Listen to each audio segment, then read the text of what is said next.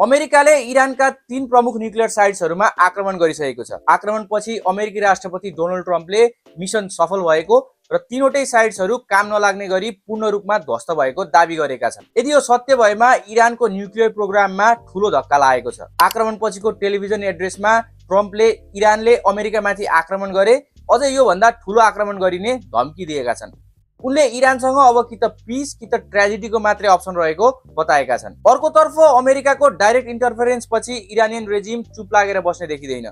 आफ्नो जनताको अगाडि कमजोर नदेखिनेकै लागि भए पनि उसले अमेरिकी मिलिट्री एसेट्समाथि आक्रमण गर्नुपर्ने प्रेसर बढेको छ। इरानले कतारमा रहेको अमेरिकी एयरबेस अल उदैद एयरबेसमा मिसाइल आक्रमण पनि गरिसकेको छ। ती मिसाइलहरू इन्टरसेप्टेड भए पनि यो युद्ध यही रोकिएला जस्तो देखिँदैन। इरानले भविष्यमा अमेरिकासँगको डाइरेक्ट वार एभोइड गर्न फर्दर डाइरेक्ट एट्याक नगर्ने चान्सेस भए पनि लेबनान, येमेन र गाजामा रहेका आफ्ना प्रोक्सीज मार्फत अमेरिकन बेसेस र इजरायलमाथि आक्रमण जारी राख्ने खतरा बढेको छ। अमेरिकाको डाइरेक्ट इन्भल्भमेन्ट सँगै पहिले नै अनस्टेबल र भोलाटाइल रहेको मिडल इस्ट अझै बढी अनस्टेबल र भोलाटाइल बन्ने देखिन्छ।